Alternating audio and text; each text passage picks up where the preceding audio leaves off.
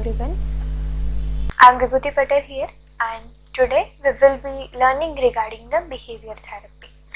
Now, before understanding what behavior therapy is, we need to know what behavior is and what therapy is. So, behavior is something the way one conduct himself or herself, okay, the way person act, उसको हम बोलते हैं behavior. और therapy is something which is intended to provide a therapeutic intervention to the person. We term that particular thing as a therapy. Now, what behavior therapy is? So it is basically a systemic application of scientific principle of learning and a form of psychotherapy, as we are applying these principles of learning, the theories of learning like the classical conditioning theory, operant conditioning theory, the principles which we have learned from those theories, we are going to apply it over here to change the patient's maladaptive behavior by substituting it with the adaptive behavior. यानी कि जो भी patient का माल adaptive behaviour है उसको change करना है, नए अडेप्टिव बिहेवियर जो है उसको पेशेंट के बिहेवियर पैटर्न में लेके आना है. Next is basic assumption. So behaviour therapy की कुछ बेसिक अजम्पशंस है, जैसे कि ऑल बिहेवियर इज लर्न. जो भी बिहेवियर है, जिस सर्टेन वे में हम बिहेव करते हैं, वो सारी चीज़ें हम कभी कहीं ना कहीं हमने सीखी है. यानी कि चाहे बिहेवियर अडेप्टिव हो या माल अडेप्टिव, उसको सीखा जा सकता है. वैसे ही जो बिहेवियर को हमने सीखा है उसको भुलाया भी जा सकता है. Next is that human beings are passive organism that can be conditioned और shaped to do anything if the correct responses are awarded और रीइंफोर्स्ड. यानी कि ह्यूमन बीइंग्स जो है वो ऐसे पैसिव ऑर्गेनिजम्स है जिनको हम अगर एक कंडीशन दे कि after completion of this task you will be getting prize, you will be getting reward, तो हम उसका जो बिहेवियर पैटर्न है वो for the sake of that reward और reinforcement person will behave in certain manner, तो उसके बिहेवियर पैटर्न को हम शेप कर सकते हैं. The next is treatment strategies are individually tailored. यानी कि जो भी ट्रीटमेंट स्ट्रेटेजीज हम यूज करते हैं वो person to person, patient to patient, उनके बिहेवियर पैटर्न के अकॉर्डिंग डिफरेंट रहेगी. सो वो इंडिविजुअली बेस्ड रहेगी. द same kind of behavioral therapy or the technique which is used for one person may not show the effective results onto the another. So that would be individually different. Next is that the maladaptive behavior can be unlearned and replaced by the adaptive behavior if the person receives exposure to specific stimuli and reinforced for the desired adaptive behavior. Person का जो मालएडेप्टिव behaviour है वो person भूल सकता है और उसको भूलने के बाद उसको हम नए एडेप्टिव बिहेवियर से रिप्लेस कर सकते हैं. अगर उसको हम स्पेसिफिक काइंड ऑफ एक्सपोजर दे, अच्छा स्टिमुलाई दे, अच्छा रिस्पॉन्स दे, तो पेशेंट का अडेप्टिव बिहेवियर जो है वो बढ़ेगा. अगर आप माल अडेप्टिव बिहेवियर के बाद में पनिशमेंट देते हो तो वो बिहेवियर कम होता जाएगा.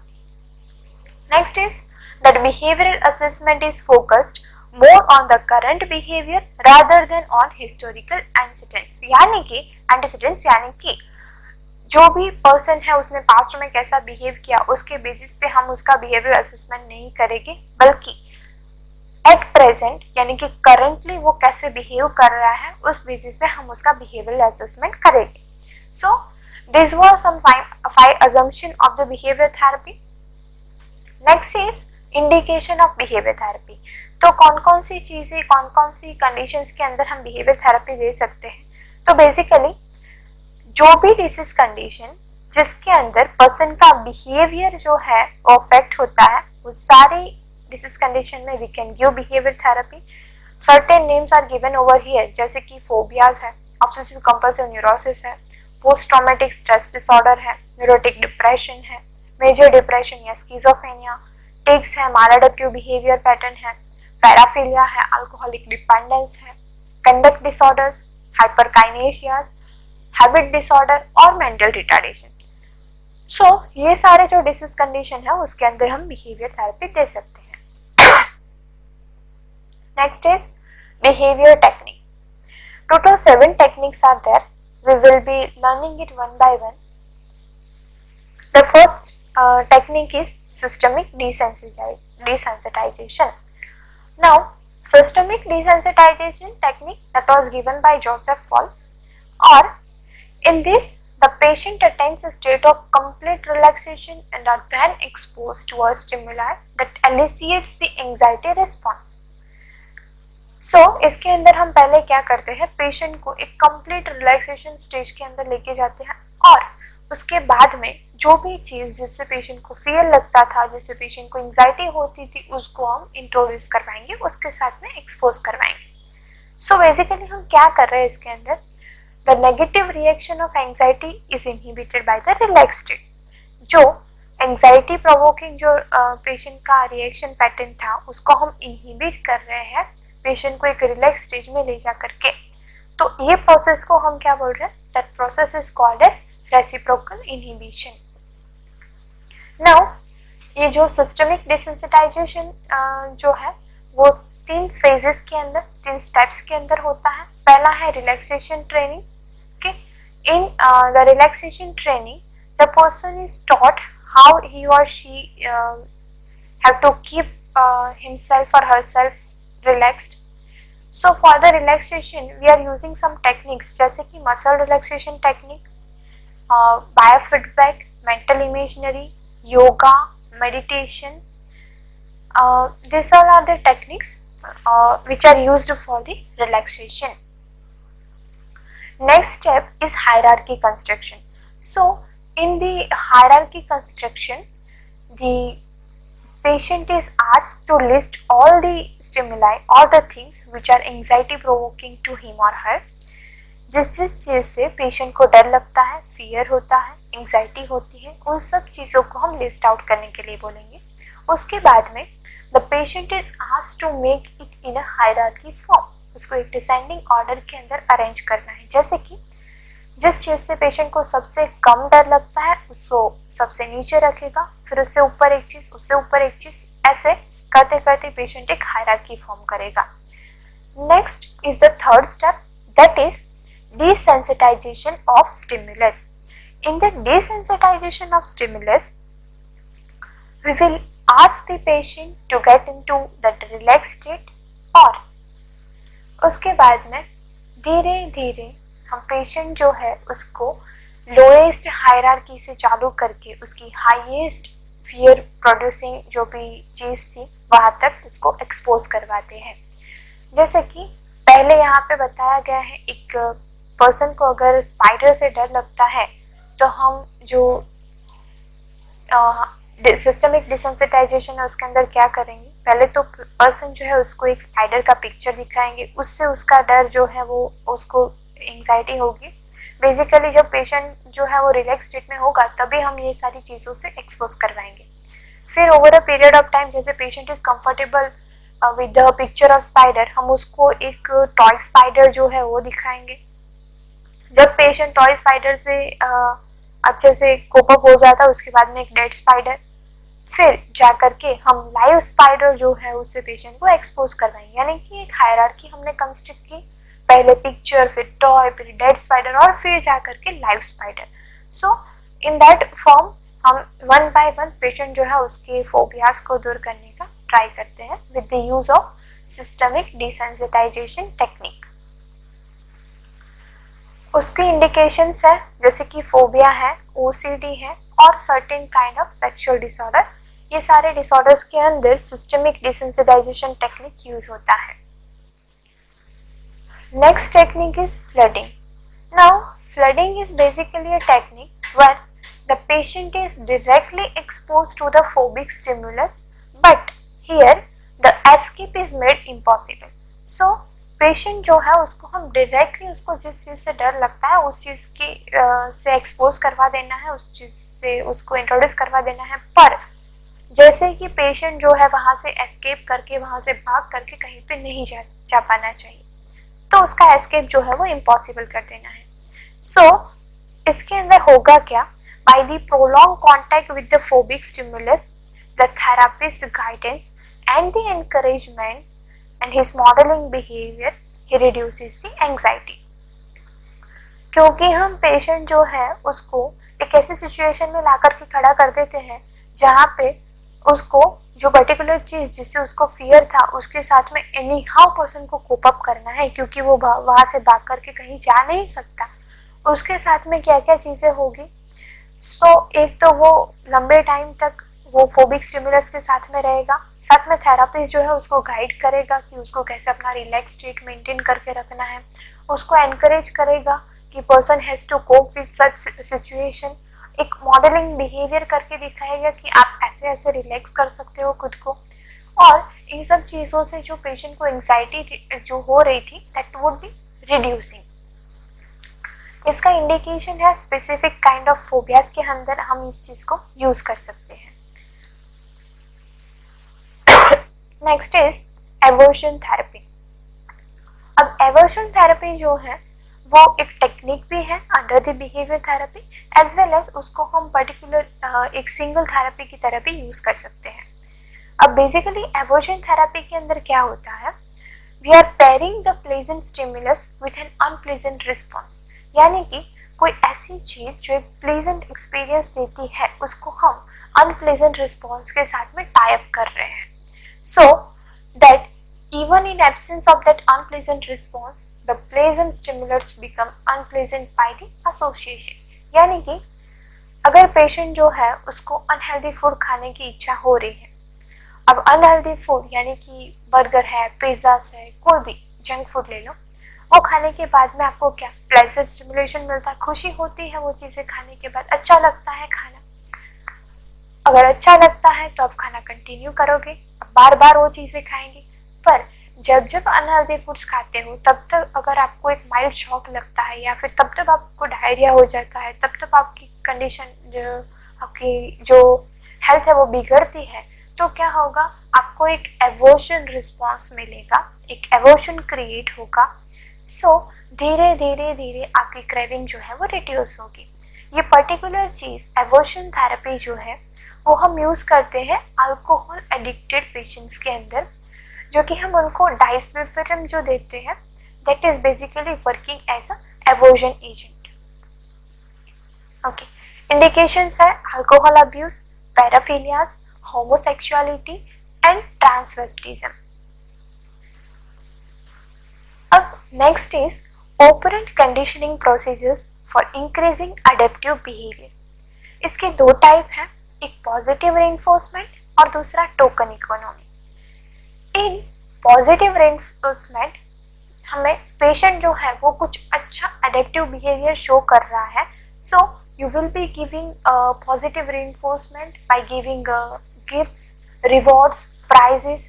सो पेशेंट जो है वो और ज़्यादा मोटिवेट होगा, एनकरेज होगा वो उस तरह के बिहेवियर्स को रिपीट करने के लिए। दूसरी चीज़ है टोकन इकोनॉमी। टोकन इकोनॉमी के अंदर क्या किया जाता है, अगर पेशेंट डिजायर्ड बिहेवियर शो करता है, जो उसका डिजायर्ड टारगेट बिहेवियर है, अगर वो चीज़ें वो करता है तो पेशेंट जो है उसको सर्टेन टोकन दिया जाता है।